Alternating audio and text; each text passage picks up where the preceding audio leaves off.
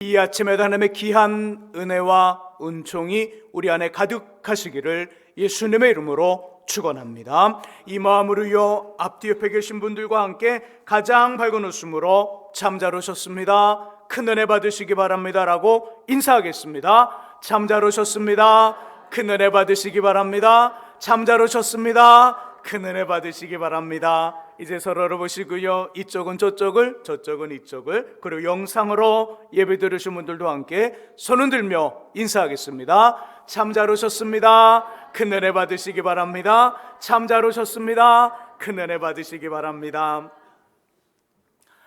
여자분들이 싫어하는 남자들에 대하 3가지가 있다고 합니다. 3위는 군대 이야기, 2위는 축구 이야기. 그러면 대망의 1위는 뭘까요? 군대에서 축구한 이야기.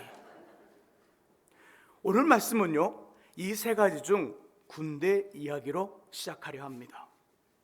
저는 해군으로 31개월 보름을 섬에서 복무했습니다. 이병으로 돌아가 병장으로 제대할 때까지 쭉 한 곳에 있었지요. 필승, 해군에 격려할 때 구호인데요, 지금도 가끔씩 저도 모르게 깜빡깜빡 뜨끔뜨끔 기억이 나요. 필승. 군인들의 격려 구호, 부대의 성격에 따라 조금씩 다르지만 공군은 필승 또는 선진, 육군은 많아요. 단결, 이기자, 돌격 등 이렇게 격려 구호는 다르지만 해군, 공군, 육군 모두에게 요구되는 것 있습니다. 바로 복종이에요. 명령에 살고 명령에 죽는 군인, 복종. 만일 복종하지 않으면 법에 위반돼요. 명령 불복제. 그런데요, 성경에도 절대 복종이 요구되는 일을 하는 사람들이 나와요. 자, 우리 1절의 말씀을 같이 한번 읽어보죠. 성경에서 절대 복종이 요구되는 일, 어떤 일들을 하는 사람인지, 자, 1절의 말씀 읽습니다. 여호와의 말씀이 아미떼 아들 요나에게 임하니라 이르시되 아멘. 자, 성경에서 절대 복종, 모든 사람들이 하나님께 순종하며 살지만 특별히 이 일을 하는 사람들은요, 절대 복종해야 돼요. 자, 1절의 말씀 속에 여호와의 말씀이 임하여, 자, 그들이 누구냐면 하나님의 말씀이 임하여 받아 전하는, 히브리어로는 나비라 부름받는 선지자, 선견자, 예언자예요. 선지자, 선견자, 예언자, 조금 다름의 의미를 가지고 있지만 모두 동일해요. 이들이 요구되는 삶의 한 가지 모습은요, 절대 복종, 곧 자신을 선지자와 선견자와 예언자로 부른 하나님 앞에 절대적으로 복종해야 되는 사람들이에요. 예를 들어 선지자 이사야, 그는요 결혼해서 아내와 자녀를 둔 어른 성인이에요. 그의 할아버지는요 남쪽 유다의 임금이에요. 그러니까 이사야는 왕의 후손이에요. 근데 하나님 그를 선지자로 불러놓고 임명령을 주셔요. 이사야야, 이스라엘 백성들과 주변의 나라들이 내 말을 듣지 않고 우상 숭배를 하면 이런 일이 벌어질 건데 너가 3년간 맨발로 옷을 입지 않은 채 벌거벗은 모습으로 3년간 거리를 다녀라. 왕족의 손자예요. 왕의 손자, 왕의 후손이에요. 아내와 자녀를 둔 어른이에요. 근데 속옷도 입지 말고요, 맨발로 벌거벗은 채로 3년의 거리를 다니래요. 선지자 이사야 어떻게 했을까요? 그대로 했을까요? 아니면 하나님 앞에 딜을 하며 그래도 속옷은 입어야 되지 않겠어요? 하나님 그래도 겉옷까지는 아니더라도 얇은 옷을 하나 입어야 되지 않겠어요? 이렇게 했을까? 아니면 그대로 했을까요? 그대로 했어요. 이게 선지자예요. 본문의 선지자 요나에게도 주님의 명령이 임합니다. 요나야, 네, 말씀하십시오. 너는 얼른 짐을 싸 큰 성읍 니느웨로 가라.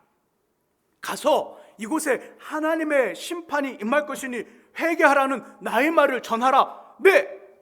그 다음 어떻게 했을까요? 그 다음 네 하고요. 어떻게? 3절의 말씀을 같이 한번 읽어보죠. 요나 어떻게 했는지, 선지자 요나 하나님의 명령에 어떻게 하고 있는지. 자, 3절의 말씀 같이 한번 읽어봅니다. 그러나 요나가 여호와의 얼굴을 피하려고 일어나 다시스로 도망하려 하여 욥바로 내려갔더니 마침 다시스로 가는 배를 만난지라. 여호와의 얼굴을 피하여 그들과 함께 다시스로 가려고 뱃삭을 주고 배에 올랐더라. 아멘. 자, 하나님은 저 큰 성읍 니네로 가라 명령하셨고, 지금 요나는 어떤 쯤 가는 배에 향을 배를 탔어요? 다시스로 가는 배. 자, 우리 이쪽 거 온풍기 날개를 좀 위로 올려주세요. 바로 얼굴로 날아오는 것 같아요. 자, 다시스로 가는 배를 탔어요. 자, 한번 화면에 지도 한번 보여줘 보세요. 지도. 화면에 지도. 자, 잡아보세요. 자, 하나님의 명령을 받은 이 요나가 어디로 가요? 항구 욥바로 갑니다. 욥바에 배를 타려고 갔는데 욥바에서는요 하나님이 명령한 니네로 가는 배도 있고, 그리고 지금 요나가 탄 다시스로 가는 배도 있어요. 자, 욥바로 내려와서 배를 탔습니다. 하나님이 어디로 가라 하셨어요? 니느웨. 자, 욥바를 중심으로 동쪽이에요. 지금 요나는 어디로 가는 배를 탔다고요? 다시스. 이쪽에, 그죠? 이쪽은 무슨 쪽? 이쪽이 동쪽이니까 이쪽은 뭐예요? 네, 북쪽 아니잖아요. 서쪽. 하나님의 명령과 지금 요나는 어떤 방향으로 가고 있는 거예요? 정반대로 가고 있어요. 정반대로 가고 있습니다. 거리를 보게 되면, 계속 지도 보여주세요. 거리를 보게 되면 욥바에서 니느웨까지는요 약 900km예요. 근데 욥바에서 다시스까지는요 약 4000km예요. 그 당시 이스라엘 사람들은요 이 다시스를 땅끝, 스페인의 한 지역이거든요, 땅끝이라고 생각했어요. 그러니까 이스라엘에서 다시스는 멀어요, 안 멀어요? 엄청 먼 거예요. 엄청 멀어요. 하나님의 명령을 받은 요나가 지금 정반대로 거리가 엄청 먼 지금 다시스의 배를 타고 갔습니다. 다시스 배를 탔어요. 자면 다시 제 얼굴 보여주시고, 5절에 보니까 5절의 끝부분에 이 다시스로 가는 배를 탄 요나는 지금 배 어디로 내려갔을까요? 제일 밑창으로 갔어요. 배 밑창. 자, 배 밑창으로 내려갔습니다. 그러니까 그 외에는 뭐가 있을까요? 배 밑창이니까. 그 외에는요 지금 몇 개의 층이 있는 거예요. 제일 밑으로 내려갔으니까 이 계단을 타고 쭉 내려갔을 거잖아요. 그럼 그 밑에 제일 밑에 층이니까 그 위에 몇 개의 층이 있고, 그 다음에 뭐가 있는 거예요? 배 갑판, 상판이 있는 거예요.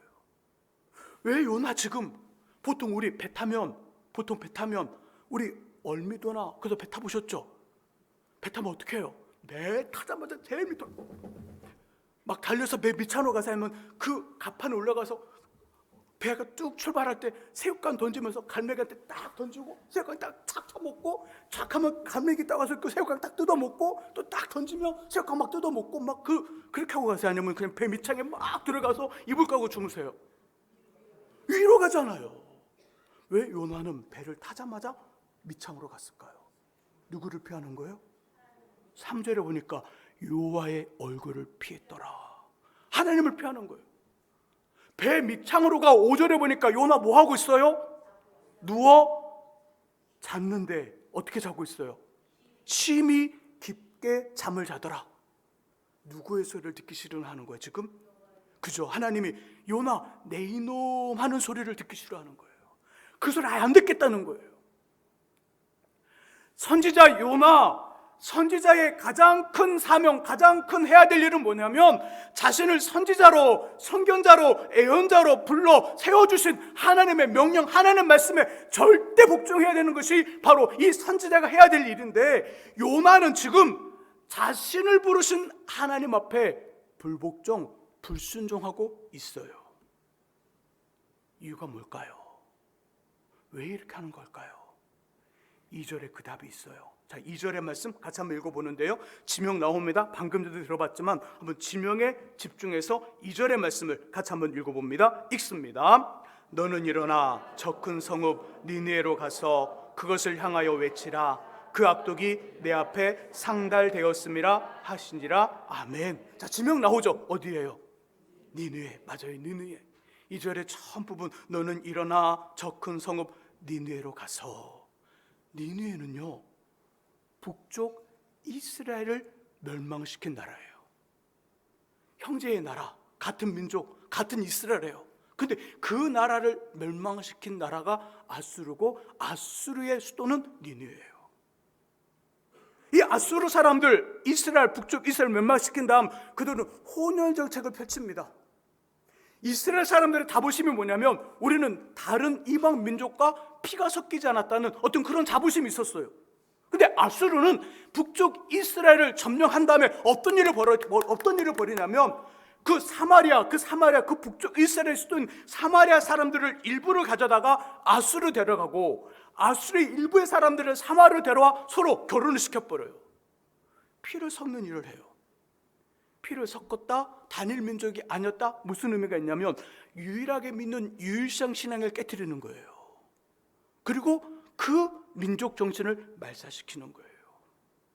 이랬던 나라가 아수르고, 그 아수르의 수도인 니느웨에 가서 하나님 말씀하기를, 요나야 가서 이 성읍이 이제 심판을 받을 테니 회개하라. 회개하라는 선포를 하고 그 나라가 회개하여서 나의 구원을 받도록 해라. 그 말을 하신 거예요. 니느웨가 싫은 거예요. 아수르가 싫은 거예요. 요나의 마음속엔 다른 나라, 블레셋도, 애굽도, 아말렉도 괜찮아요. 그곳에 가서 벌 먹고 다니래도 다닐 수 있어요. 죽으라 해도 죽을 수 있어요. 근데 아수르는 안 되는 거예요. 아수르는 안 되는 거예요. 왜? 자신의 형제나라, 자신의 그 같은 동일 민족인 북쪽 이스라엘을 멸망시키고 혼전 정책을 하면서 유일한 하나님, 유일신 신앙을 깨트리고 민족 정신을 지금 완전히 깨트리는 그 나라에 대해서는 이거 할 수 없다는 거예요. 사람이든 누구든 어떤 것이든 이 아수르란 나라엔 좋은 것 줄 수 없다는, 그것이 바로 요나의 마음속에 있었던 거예요. 저는 이 마음, 이 감정이 이해가 돼요. 초등학교, 중학교, 고등학교, 신학교와 대학원에 다니면서 교과서에 실린 우리나라 역사를 배웠어요. 근데 어떤 선생님도, 어떤 교수님도 일본을 미워하라, 쉬우라 하라는 그 가르침 하지 않았어요. 그 말 한 번도 들어본 적이 없어요. 그런데 제 팬 별로예요. 팬이 될 수가 없어요. 제로 팬이에요. 제로 팬. 팬이 될 수 없어요. 운동이든 경제이든 싸움이든 재짓는 것 아니라면 일본 모두, 저보다 더 심한 분이 계시나. 일본 모두 이겨야 돼요. 국제 경기가 열리면 우리나라 국가대표들이 예선을 통과하지 못하거나 꼴등을 해도 한일전을 이기면 기분 좋아요. 뭐 꼴등해도 괜찮아요. 예선 통과하지 못해도 괜찮아요. 한일전 이기면 돼요. 근데 지면 우승해도 별로예요. 요나의 마음이 그랬다는 거예요. 요나의 마음이. 아수르와 그 나라의 수도인 니느웨를 향한 요나의 이 마음, 요나의 이 감정이 이랬다는 겁니다. 그래서 선지자이면서도 하나님의 명령을 거절하며 불복종, 불순종하는 거예요. 저는 요나의 이 마음과 이 감정을 요 안에 나라고 규정하며 정의해요. 뭐라고요? 요 안에 나, 요나. 같이 한번 해보죠. 요 안에 나. 맞아요. 요 안에 나, 요나.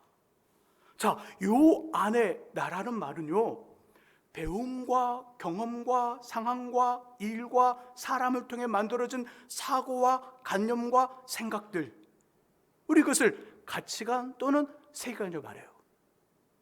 우리 안에 가치관과 세계관이 있다? 이것이 잘못이다, 그 말을 하는 거 아니에요. 저도 여러분 모두도 나름대로의 가치관과 세계관을 다 가지고 있어요. 문제는 뭐냐? 요 안에 나라는 말은 이 가치관과 세계관의 답이 너무 높아. 너무 높거나 아예 들어왔다 나갔다 하는 문이 없는 거예요. 자, 문이 없어서 고이기 시작하고 고이면 어떻게 될까요? 물도 썩어요. 그리고 굳어집니다. 요 안에 나라는 말은 우리의 가치관과 세계관이 굳어버리는 거예요. 굳어버리는 거예요.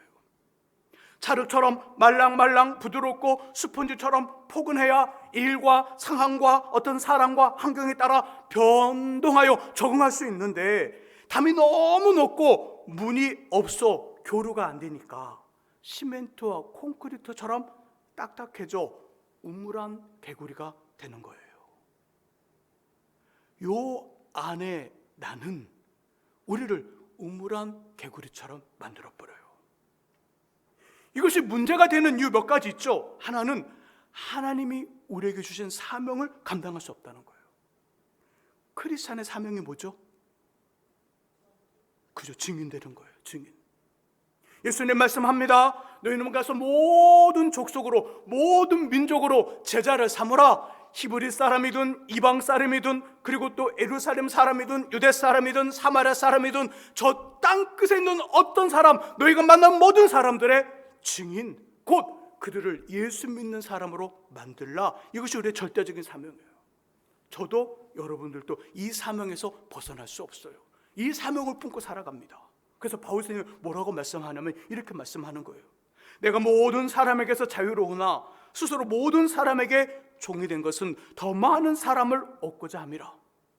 유대인들에게 내가 유대인과 같이 된 것은 유대인들을 얻고자 하며, 율법 아래 있는 자들에게는 내가 율법 아래 있지 아니하나 율법 아래 있는 자 같이 된 것은 율법 아래 있는 자들을 얻고자 하며, 율법 없는 자에게는 내가 하나님께는 율법 없는 자가 아니요 도리어 그리스도 율법 아래 있는 자이나 율법 없는 자가 된 것은 율법 없는 자들을 얻고자 하며, 약한 자들에게 내가 약한 자같이 된 것은 약한 자들을 얻고자 하며, 내가 여러 사람에게 여러 모습이 된 것은 아무쪼록 몇 사람이라도 구원하고자 함이라. 여러 사람에게 여러 모습이 된 건, 우리 이 땅에 예수께서 주신 하나님 주신 마지막 사명, 그 주님의 사명을 감당하는 주의 증인이 되는 삶은 여러 사람의 모습이 돼야 되는 거예요. 근데 내 안에 나의 어떤 가치관과 세간의 담이 너무 높거나 문이 없어 교류가 안 돼요. 딱딱하게 굳어버렸어요. 그러면 이 여러 사람이 될 수 있을까요? 되지 못할까요? 되지 못해요. 여러 사람이 되지 못하는 거예요. 여전히 내 안에 어떤 그 복음, 진리의 어떤 우월성, 진리의 절대성은 내 안에 유지하고 있으나 그 진리의 절대성과 함께 나의 어떤 모습들은 계속해서 변화되고 다른 사람들과 맞춰질 수 있는 어떤 그런 능력이 있어야 되는 거예요. 그래야 증인이 되는 거예요. 하나님, 우리가 살아가는 데 필요한 게 비와 또 해라면, 만일 요 안에 나라는 그 존재로 계시는 하나님이라면 우리가 살아 필요한 비와 해를 누구에게만 내려야 되는 거예요? 우리 자신을 믿는 우리에게만 내려줘야 되는 거예요. 근데 우리에게도 내리고 동일하게 누구에게도 내려요? 믿지 않는 사람들에게도 동일하게 내려요. 요 안에 나, 이것에 문과 담이 없어서 굳어버린 삶을 살아가면 하늘에게 주신 사명을 감당할 수 없어요. 이것이 문제가 되는 두 번째 이유는 뭐냐면 치명적 실수를 범할 수 있어요. 요 안에 나란 것에 갇혀서 치명적 실수를 범할 수 있더라. 사무엘 1장에 보면요, 다윗 앞에 한 청년이 나옵니다. 무슨 일이냐? 네, 저는 아말렉 사람으로 이번 블레셋과 이스라엘의 전쟁을 참여하게 되었으며 부상당한 사울왕을 보았고 그가 나를 불러 자신은 살 수 없으니 죽여달라 하여 제 손으로 죽이고 그의 머리에 있는 왕관과 그의 팔에 있는 고리를 가지고 다윗 당신께 왔습니다. 이 청년의 마음속에 어떤 마음을 가지고 왔을까요? 지금 그 사울왕이 쓰고 있던 왕관과 그의 팔에 있었던 팔고리를 가지고 사울을 죽이고 이것을 가지고 다윗에게 가면 다윗이 그 나를 칭찬하고 상 줄 거라는 그 마음, 요 안에 나라는 생각을 가지고 있었어요. 자, 근데 다윗 어떻게 했을까요? 너가 하나님의 기름 부음을 받은 왕을 죽였으니 너 또한 그 벌을 면할 수 없다. 그러면서 신하들에게 그 사람을 그 자리에서 죽이라 명하고 죽입니다. 이 사람, 요 안에 나는 우리로 치명적 실수를 하게 할 수 있어요. 뿐만 아니라 고립되어 외롭고 고독하며 보이지 않는 감옥에 스스로 갇혀 자유롭지 못한 춥고 쓸쓸한 인생, 내가 왕년에는 이랬는데, 내가 옛날에는 이랬는데, 그렇게 하는 말씀하는 분들 계셔. 내가 옛날에는 그냥 방언으로 다다다다다다 3시간씩 기도했는데, 그냥 내 옛날에 왕년은 그냥 불 받아서 떼굴떼굴 그러면서 주여 주여 주여 이러면서 막 기도했는데, 옛날에는 왕년에는, 그렇게 말씀하는 분 계시죠? 그 말 들으면서 이렇게 생각하시면 돼요. 요 안에 너가 강하구나. 그렇게 요 안에 너가 강하구나. 요 안에 내가 강한 사람은요 과거에 붙잡혀 살아요. 그래서 오늘과 내일이 없는 거예요. 그 다음 어떻게 이 모습 극복할 수 있을까요? 한 주간의 말씀을 준비하면서 요나서 말씀 속에 요나를 좀 다르게 한번 표현해보자. 요 안에 나. 다음 주에는 요나를 다르게 풀어갈 거예요. 또 숙제가 생겼어요. 오늘 딱 주일 끝나는 그 순간에 제 속에 2장, 3장, 4장 읽으면서 요나를 어떻게 풀어야 되나. 1장에서는 요 안에 나라고 풀었다면 2장에서는 요 뭐뭐뭐 나로 풀어야 될 텐데 어떻게 풀까? 그래서 고민이 생겼어요. 요 안에 나를 극복하는 방법이 뭘까? 곰곰이 묵상하다가 누가복음 5장에 등장하는 배를 띄었으나 물고기를 전혀 잡지 못했던 베드로의 모습이 생각났어요. 베드로 평생 요 안에 나라는 고정관념을 가지고 있었어요.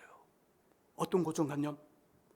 깊은 곳은 물이 차니 고기가 없다는 생각을 가지고 살았어요.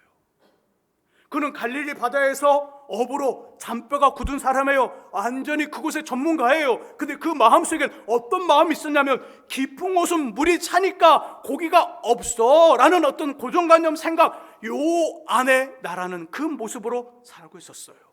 근데 그 밤 자신의 배를 찾아오신 주님, 깊은 곳에 그물을 던지라. 그의 고정관념에 딱 부딪히는 그 말을 하십니다. 깊은 곳에 그물을 던지라. 그 말씀들 했더니 그물에 찢을 만큼 고기가 잡혔어요, 안 잡혔어요? 잡혔어요. 고정관념이 깨졌어요. 주님으로부터 고정관념이 깨어지는 경험을 한 다음 베드로는 무릎을 꿇고 주여 떠나소서 나는 죄인입니다. 그 말을 하고 예수의 제자가 되어 생선을 낚는 어부가 아니라 사람을 낚는 어부로 변화되었어요. 멋지고 귀한 삶이 되었다는 거예요. 여기서 저는 주님이 우리를 찾아와 만나 주심으로 요 안에 나라는 높은 담이 허물어지는구나. 주님이 그 담을 허물어 주시고 주님이 그 문을 열어 주실 때 교류와 소통이 되어지는 것을 알게 되었어요. 우리 의지로 그 담과 그 문을 열거나 무너뜨릴 수 없어요.